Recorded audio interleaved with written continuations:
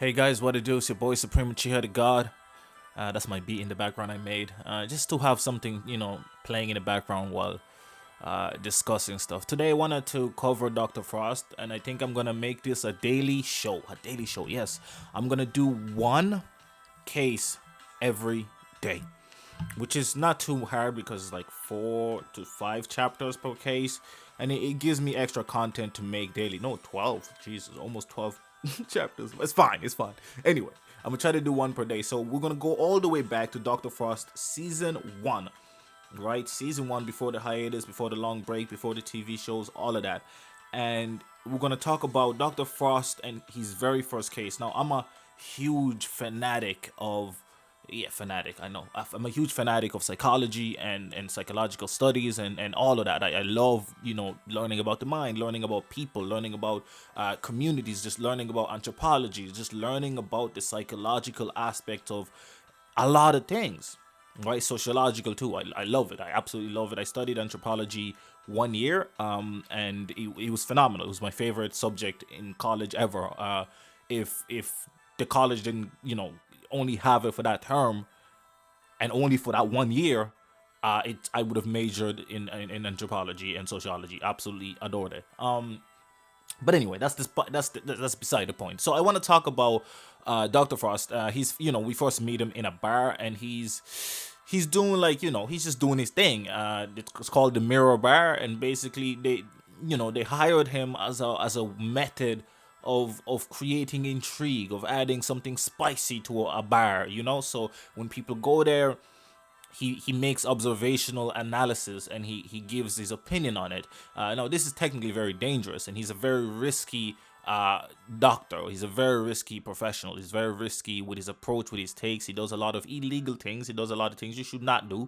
But you need that in a story. You need that dramatic sense in order, for you to be drawn into the story. If he's just a boring professor sitting there, it's boring, right? It's like The Mentalist. If you've ever seen The Mentalist TV series, they have to make things over the top. You have to create scenarios that are ridiculous. You have to have him do crazy things. You have to have him go through crazy hoops and break so many laws in order to achieve his goal, right?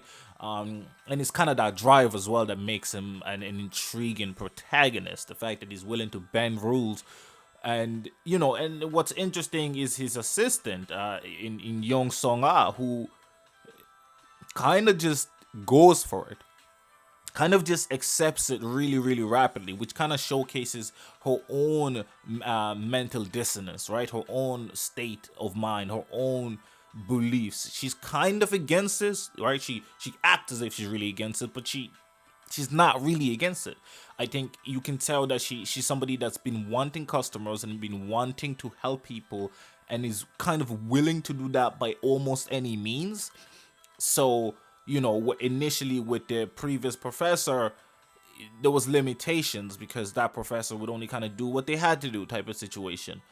You can even see that she was really excited when the professor was like, "Oh, the new person taking charge is way smarter and just is more of a genius and just better at this than I am," and that made her excited. She was like, "Oh, finally somebody that can actually teach me something," right? Almost as if she knows as much as the previous professor. She's already at that level. It kind of showcases just minute details. Now, I don't think she's necessarily arrogant, but I just feel like she's been wanting some action to take place, and it wasn't taking place under the previous professor. So despite her initial disagreements with Dr. Frost, she understood that he's willing to take actions by any means necessary, and that's important to her. You know what I'm saying? So it's definitely a beautiful thing to see. I thought that was just phenomenally done.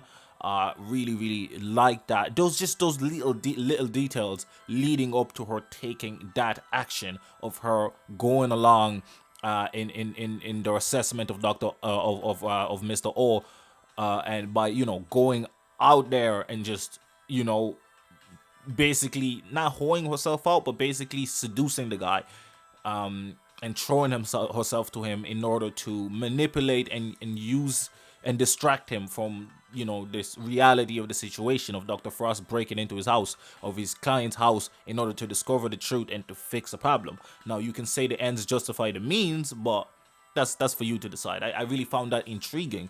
Now, when we begin to delve deeper into Mr. O, no, just to say, I am not a trained psychological advisor or any of that shit. I'm just talking about some fiction. So just, before anybody was like, I done 20 PhDs in psychology.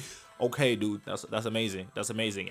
But you can give your pointers. I definitely appreciate people giving their opinions on, their interpretation of what occurred, or the assessment of that.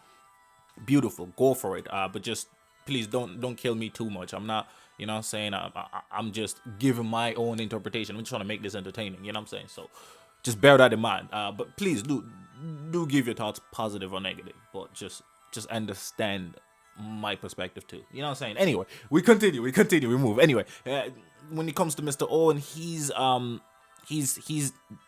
disposition. I found it really, really intriguing how he was self-aware to an extent where, yes, he's a pretty talented individual. He's, but you can definitely tell that there was something missing. There was something missing. I feel like I have a similar problem myself, where it's like, there's a void, right? And you try to fill that void by other means, whether it's through friendship, whether it's through romance, or the idea of, and it's not a healthy way to be. And it's something that I've kind of realized a while ago, but it's just really, really fucking hard to change from, right? And that's the thing about it. So he's this dude that's like pretty young, doing really well. He's money, he's living good, but he's dissatisfied with himself and with life in general. He doesn't really have any friends, because we later discovered that his whole thing was he wanted to impress his mother, and his mother would just never give him any approval at all. No matter what he did, it just wasn't good enough, right? And some people are just like that. No matter what you do to them, you're just not good enough. And it's unfortunate, but it's reality, right? And I found it really, really intriguing, his reaction to it. There was no animosity towards his mother. There was no hatred towards his mother. There was no rage or anger towards his mother. I think there was disappointment in himself that he never got to make her satisfied. And I think that's the gaping hole in his heart. And he just wanted somebody to appreciate him. And so because he never received that appreciation from his mother, he tried to look for it in other individuals, particularly in women. Because again, at work he was succeeding, at everything else he was doing he was succeeding. But he became disconnected because he was missing that one thing. And sometimes all it takes is that one thing. And he saw himself very highly, almost too highly, but it was a mechanism, a defense mechanism saying, I am good enough, even though she doesn't think I am good enough, but he doesn't truly believe it. But it's, self-reassurance, right? You need that. That's what a lot of millionaires or, these online gurus say. You got to self-reassure, you got to tell yourself that you're good enough, you got to do all of that. And perhaps this is a sign that a lot of them didn't get that growing up, and therefore they, and this is why a lot of those type of people succeed, is because they fill in that void through work, through, other methods and means outside of relationships and human interactions. So I found that really, really intriguing and really, really good as well. And I could definitely see a little bit of myself in Mr. O. It's extremely relatable to me, because sometimes I feel very, very similar to Mr. O. And it's just great to see how they approached it, and how Dr. Frost kind of broke down his walls. You can tell that, kind of like myself again, I see there's a lot of parallels here, but this is why this introduction definitely hit home a lot more to me, especially now. When I first read this when I was like 16 or whatever, I didn't feel the same weight to it. I didn't fully understand myself to the same extent where I could be like, yo, that's me. You know what I'm saying? But what it is now, when I read it, like just literally today, I was like, wow, I can see a lot of strings. I can see a lot of strings connecting Mr. O and myself, and maybe a lot more people too. So it's just really, really good to see how Dr. Frost's approach was in breaking down those walls by, you can tell that Mr. O wanted to change. He wanted to find out the root of his problem. You know, like I said, similar to myself, you want to find these things out. You want to discover them. You want to get rid of these issues because it does affect your livelihood. If it affects your happiness, right? And no matter what you achieve, this is where they say money can't buy you happiness. This is why a lot of rich people say money can't buy you happiness. If you consider it, right, psychologically, if you consider that they have some kind of they have some kind of problem, they have some kind of missing thing, right?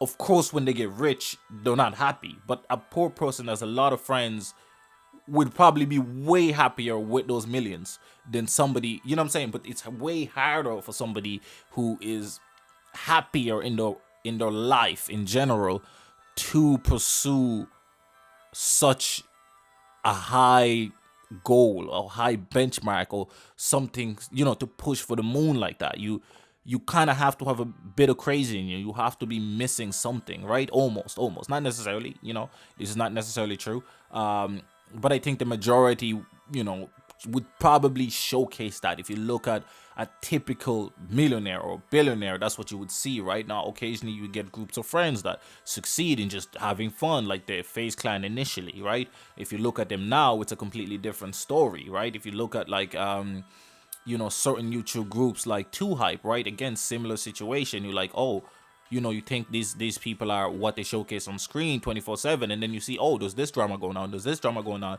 and there's this disconnect, there's that disconnect. Like even the way they had a conversation about weed and different things is like, it's almost like a disconnect from reality, right? Because their livelihood and their mindset is different, right? That's what makes them unique. That's what makes them succeed. It's a part of it all. So it didn't surprise me that Mr. O was super successful, especially for his age. And, you know, and you can see even Yoon Sung Ah's initial reaction to that was that he is a narcissist, which is, I think, a slight miscalculation of or misdiagnosis of Mr. O's problem, right? And notice that Dr. Frost never gives it a name necessarily. He never says he has this, right? His only goal is to find the root of the problem and to solve that problem, but he didn't want to title it and say he has blah blah blah dysfunction, right? Necessarily, which is really, really good to see. I think the first case was super intriguing and super interesting. What did you guys take from it? And how it was resolved, obviously, is that the girl that he met first, the first girlfriend, was the one where it was a legit relationship. It wasn't him trying to fill that void, because I think his mother was still alive at the time. But after that, it became almost like something to do. Yeah, so anyways, it's been your boy Supreme Uchiha the God. Let me know your thoughts down in the comment section below. I love talking about psychological shit. Whether I'm right or wrong, that's completely on you guys to assess that and you know, give your interpretation of the first case. And you should go back and read it if you haven't read it in a long time. I'm gonna eventually catch up to season 2, so I want to do case by case all the way until I reach season 2. Anyways, it's been your boy Supreme Uchiha the God, and leave a like, comment, and subscribe. Road to 700. I'm out. Love me like a rock star in your dreams. Drive me like a sports car on codeine. I'm overdosing. It's just another